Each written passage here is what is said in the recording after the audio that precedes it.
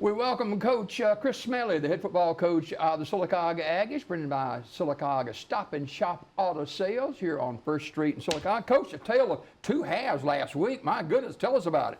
Man, it was one of the more interesting games that I've ever coached in. So we're down there and we're playing Jemison, and in the first half, man, things were going really well for us. I think we pretty much scored about every time that we touched the ball and got a bunch of stops, had one breakdown in the defense and gave up a big long touchdown pass. But man, things were looking great for the first half, and then we come out in the second half, and man, they recovered 3 onside kicks in a row. They kicked 7 in the game and almost recovered all of them. And I mean, we had all of our hands team guys up there. We had our best players on the field. I even took C.J. Franklin, who's probably got the best hands on the team. We had him out there on the field, and I said, man, we got to find a way to recover these kicks. And man, sometimes with an onside kick, there's some luck involved. I mean, your percentages aren't really high, but the ball just kind of kept finding a way to bounce away from us or bounce off of us or whatever. And so some extra adversity that we had to overcome, and proud of our guys for being resilient and sticking through it. Big lead at halftime. Talk about the first half. Yeah, the first half went really well. We blocked really well up front, created space for our runners. We mostly ran the ball. So Corey and Chambliss broke off 2 long touchdown runs. C.J. Franklin had a long touchdown run.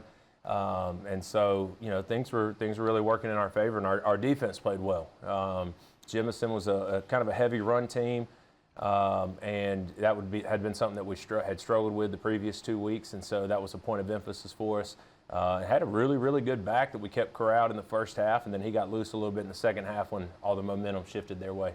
So you're up 35-8 or so at halftime, and oftentimes, as a novice, I'm looking at it and I said, well, we've got this game, and you're just concerned about a letdown a little bit, but I've never heard of 7 onside kicks in a football game. It was wild, and and that's kind of a natural. You're up big at the halftime. I can imagine our guys, mentally we're sort of like, hey, this thing's already kind of put to bed. It's already over, and I'll be honest, those thoughts are going through my mind too. I mean, they would anybody's. Get to play a lot of players, Yeah, it's like, man, hey, we took care of business, and then let's go out, start this third quarter the right way, get everybody get to play, and unfortunately it didn't turn out like that. So that's how things go sometimes, but proud of our guys for finding a way to get a big score late and then get a big stop to end the game. And that was very, very key because they had taken the lead and all the momentum was theirs then. I'm talking all the momentum. Their stands went from being not making a sound in the first half to they were fired up, and it was definitely fueling over into their guys and their play. And again, we did enough to win the game. You just kind of stay with your knitting late in the game, or you try something different as far as retaking the lead? Yeah, I mean, we only touched the ball twice in the second half offensively, and That's so amazing. we felt good about it. I mean, even when we got the ball and we had to go score to retake the lead in the fourth quarter, I mean, I was super confident in the things that we were doing and us, being successful and finding a way there. And then defense came up with the big stop. We got a sack fumble basically to end the game, and so. It was good to see that, but there were definitely some letdowns. I think a good bit of it in the second half on the defensive side of the ball was maybe just some of that not realizing that, hey, this momentum is really shifting. And I had to get the guys. I'm like, man, y'all, if we don't turn this thing, we need somebody to step up and make the play, or we're gonna be fighting for our lives in this game.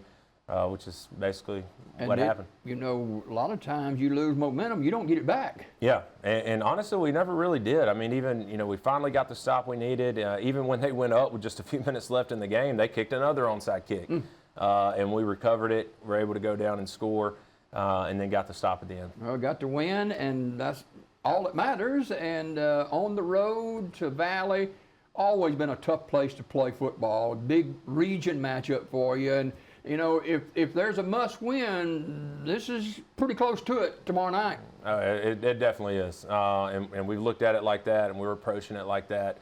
We've had an unbelievable week at practice. We really challenged our guys to not just be physically present, but to be mentally locked in. Because we meet, we watch film, we install new plays and new things that we want to do each week. and our response has been awesome. And so, you know, I'm excited to hopefully go play our best game Friday. What do you see of Valley that concerns you? Man, Valley's, they're really good, really talented, got some great athletes on the field. We've played them pretty close the last 2 years, but just haven't been able to overcome and make those plays that we needed to win the game. They spread it out, throw it all around, got a quarterback that can make all the throws. So got to get pressure on them with our defensive line and maybe with a few blitzes in the right moments, and then offensively continue to be efficient. I feel like our offense has been very efficient this year, week in and week out. Can't turn the ball over. Got to make the plays that are there. We've talked about this several times in the last few weeks. If there is a bump in the Aggie road, it is special teams. We've had some issues with special teams.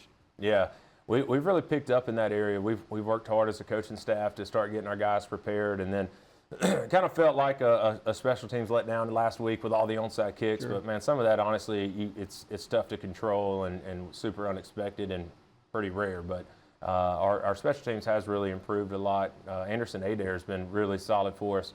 Talk about him a little bit. Oh man, he's only a 10th grader, but he's got a great leg. He's got a big future ahead of him. He's been going to all the different camps and doing all that, and he's got nationally ranked and all that kind of stuff by the big groups that do all that for the kickers.